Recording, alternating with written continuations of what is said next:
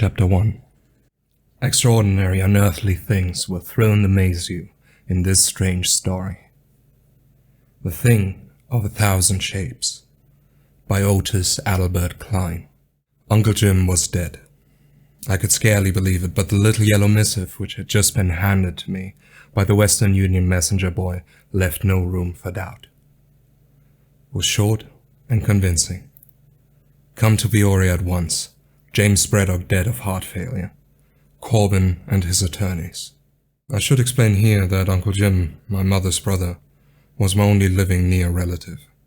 Having lost both father and mother in the Iroquois theater fire at the age of 12 years, I should have been forced to abandon my plans for high school and commercial education, but for his noble generosity.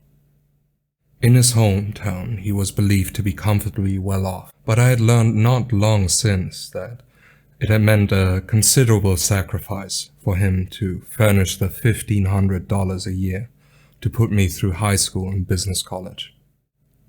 And I was glad when the time came for me to find employment and thus become independent of his bounty. My position as a bookkeeper for a commission firm in South Water Street, while not particularly remunerative, at least provided a comfortable living, and I was happy in it. Until the message of his death came.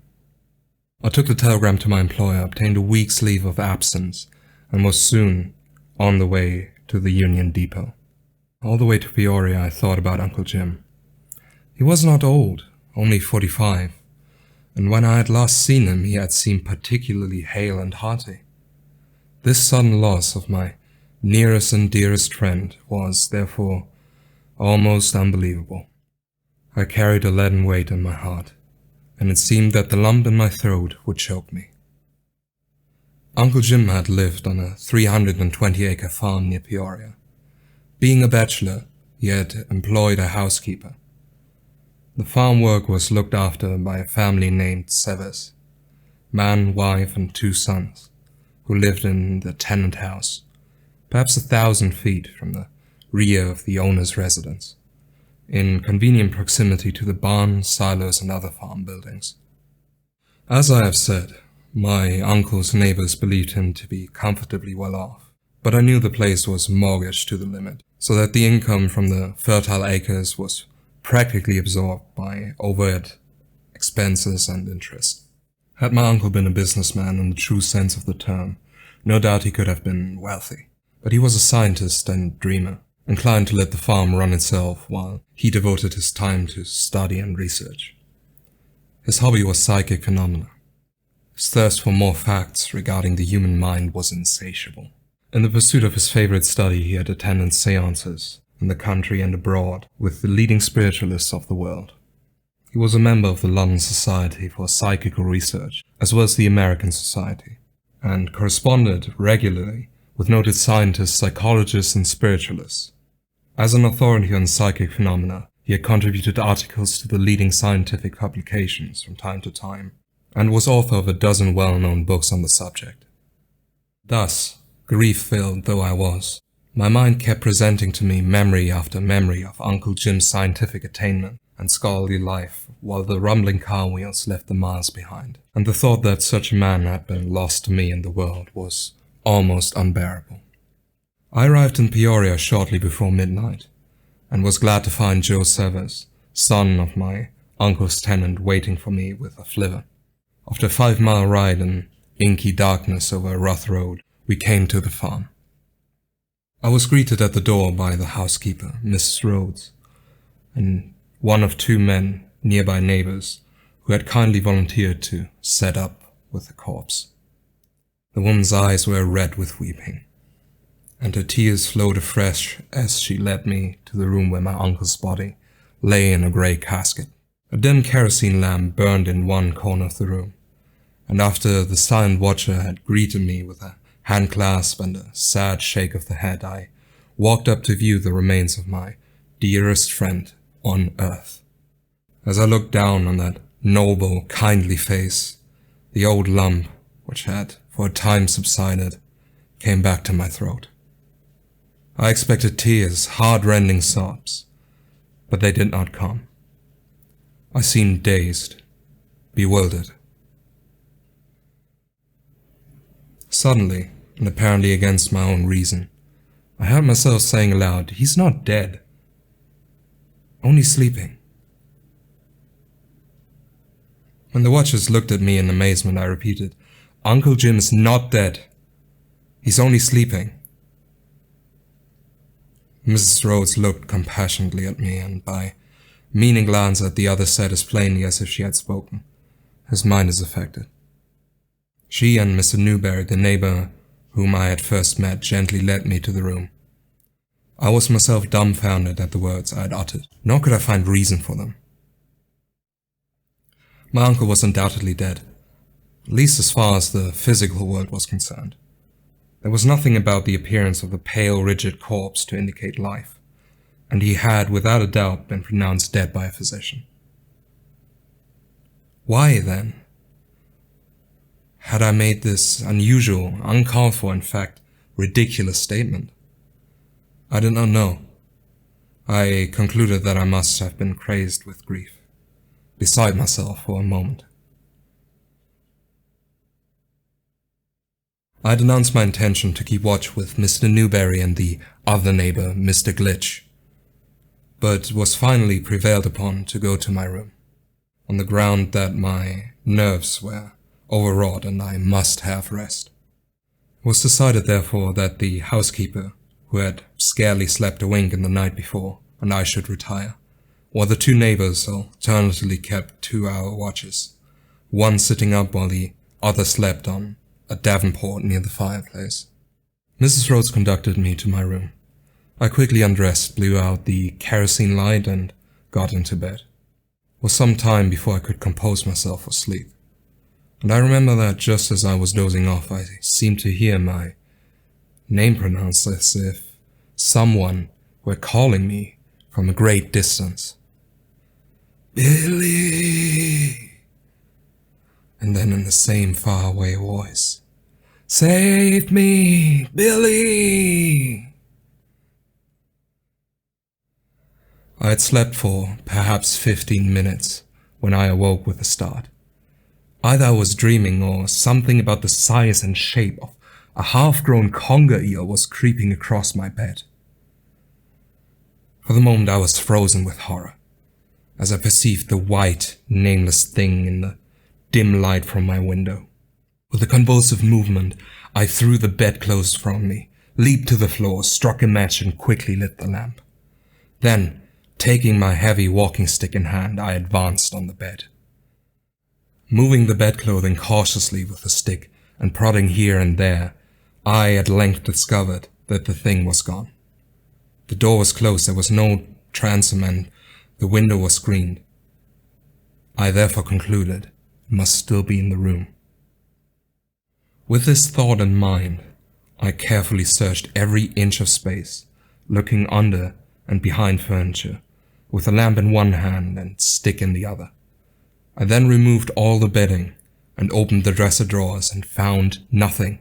After completely satisfying myself that the animal I had seen, or perhaps seemed to see, could not possibly in the room, I decided I had been suffering from a nightmare, and again retired.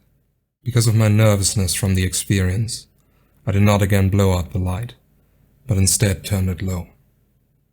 After a half hour of restless turning and tossing, I succeeded in going to sleep, this time for possibly 20 minutes, when I was once more aroused. The same feeling of horror came over me, as I distinctly heard a rolling, scraping sound beneath my bed. I kept perfectly still, and waited while the sound went on. Something was apparently creeping underneath my bed, and it seemed to be moving toward the foot, slowly and laboriously. Stealthily I sat up, leaned forward, and peered over the footboard. The sound grew more distinct, and a white, round mass, which looked like a porcupine rolled into a ball with bristles projecting, emerged from under my bed. I uttered a choking cry of fright, and the thing disappeared before my eyes. Without waiting to search the room further, I leaped from the bed to the spot nearest the door, wrenched it open, started on a run for the living room attired only in pajamas. As I neared the room, however, Part of my lost courage came back to me, and I slowed down to a walk. I reasoned that precipitate entrance into the room would arouse the household, and that possibly after all, I was only the victim of a second nightmare. I resolved, therefore, to say nothing to the watchers about my experience, but to tell them only that I was unable to sleep and had come down for company. Newberry met me at the door. "Why, what's the matter?" he asked. "You look pale. Anything wrong?" "Nothing but a slight attack of indigestion. Couldn't sleep, so I came down for company." "You should have brought a dressing gown or something. You may take a cold." "Oh, I feel quite comfortable enough," I said. Newberry stirred the logs on the fireplace to a blaze, and we moved our chairs close to the flickering circle of warmth. The dim light was still burning in the corner of the room, and Glitch was snoring on the davenport. "Funny thing," said Newberry. "The instructions your uncle left." "Instructions? What instructions?" I asked. "Why, didn't you know?" But of course he didn't. He left written instructions with Miss Rhodes that, in case of his sudden death, his body was not to be embalmed, packed in ice, or preserved in any way, and that it was not to be buried under any consideration, until decomposition had set in. He also ordered that no autopsy should be held, until it had been definitely decided that putrefaction had taken place. "Have these instructions been carried out?" "To the letter," he replied. "And how long will it take for putrefaction to set in?" "The doctors say it will probably be noticed in 24 hours. I reflected on the strange order of my uncle's. It seemed to me that he must have feared being buried alive or something of the sort, and I recalled several instances of which I had heard where bodies upon being exhumed were found turned over in their coffins, while others had apparently torn their hair and clawed the lid in their efforts to escape from a living tomb. I was beginning to feel sleepy again, and had just started to doze when Newberry grasped my arm. "Look!" he exclaimed, pointing toward the body. I looked quickly and seemed to see something white for an instant near the nostrils. "Did you see it?" he asked breathlessly. "See what?" I replied, wishing to learn if he had seen the same thing I had. "I saw something white, like a thick vapor or filmy veil, come out of his nose. When I spoke to you, it seemed to jerk back." "Didn't you see it?" "Thought I saw a white flash there when you spoke, but it must have been my imagination."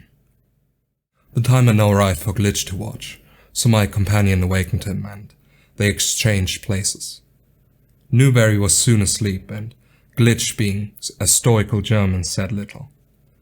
I presently became drowsy, and was asleep in my chair for a short time.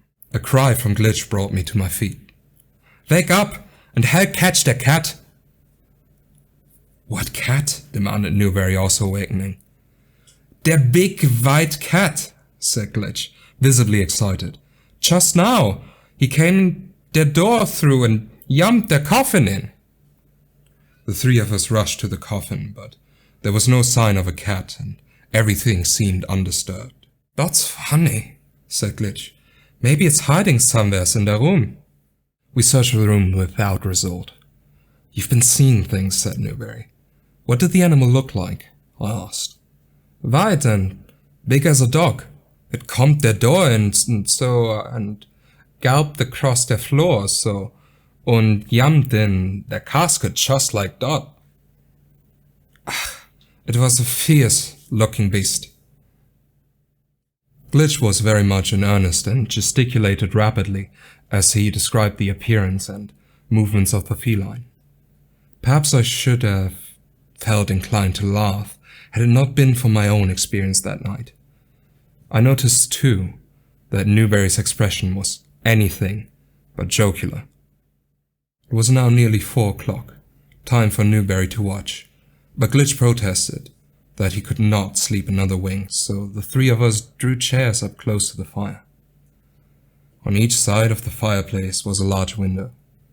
The shades were completely drawn and the windows were draped with heavy lace curtains. Happening to look up at the window to the left, I noticed something of a mouse-grey color hanging near the top of one of the curtains. As I looked, I fancied I saw a slight movement, as of a wing being stretched a bit and then folded, and the thing took on the appearance of a large vampire bat hanging upside down.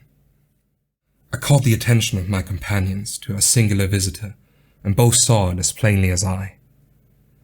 "How do you suppose he got in?" asked Newberry. "Funny we didn't see him before," said Glitch. I picked up the fire tongs and Newberry seized the poker. Creeping softly up to the curtain, I stood on tiptoe and reached up to seize the animal with the tongs. It was too quick for me, however, and fluttered out of my reach. There followed a chase around the room, which lasted several minutes. Seeing that it would be impossible for us to capture the creature by this method, we gave up the chase, whereupon it calmed down and suspended itself from the picture molding, upside down. On seeing this, Glitch, who had taken a heavy book from the table, hurled it at our unwelcome visitor. His aim was good, and the thing uttered a squeak as it was crushed against the wall. At this moment I thought I heard a moan from the direction of the casket, but I could not be certain. Newberry and I rushed over to where the book had fallen, intent on dispatching the thing with poker and tongs. But only the book lay on the floor. The creature had completely disappeared. I picked up the book and noticed as I did a greyish smear on the back cover. Taking this over to the light, we saw that it had a soapy appearance. As we looked, the substance apparently became absorbed, either by the atmosphere or into the cloth cover of the book. There remained, however, a dry, white, faintly defined splotch on the book cover. "What do you make of it?" I asked him. "Strange," said Newberry. I turned to Glitch and noticed for the first time that his eyes were wide with fear. He shook his head and cast furtive glances toward the casket. "What do you think it is?" I asked. "A vampire, maybe? A real vampire." "What do you mean by a real vampire?" Glitch then described how, in the folklore of his native land, there were stories current of corpses which lived in the grave. It was believed that the spirits of these corpses assumed the form of huge vampire bats at night, and went about sucking the blood of living persons, with which they would return to the grave from time to time and nourish the corpse. This proceeding was kept up indefinitely, unless a corpse were exhumed and a stake driven through the heart. He related in particular the story of a Hungarian named Arnold Paul, whose body was dug up after it had been buried 40 days. It was found that his cheeks were flushed with blood, and that his hair, beard, and nails had grown in the grave. When the stake was driven through his heart, he had uttered a frightful shriek, and a torrent of blood gushed from his mouth. The vampire stories seized on my imagination in a peculiar way. I thought again of my uncle's strange request regarding the disposition of his body, and of the strange apparitions I had seen. For the moment, I was a convert to the vampire theory. My better judgment, however, soon convinced me that there could not be such a thing as a vampire, and even if there were, a man whose character had been so noble as that of my deceased uncle would most certainly never resort to such hideous and revolting practices. We sat together in silence as the first faint streaks of dawn showed in the east. A few minutes later, the welcome aroma of coffee and frying bacon greeted our nostrils. Miss Rhodes came in to announce that breakfast was ready. After breakfast, my newly made friends departed for their homes, both assuring me that they would be glad to come and watch with me again that night. However, I read something uneasy in the manner of Glitch, which led me to believe that I could not count on him. And I was therefore not greatly surprised when he telephoned me an hour later, stating his wife was ill and that he would not be able to come.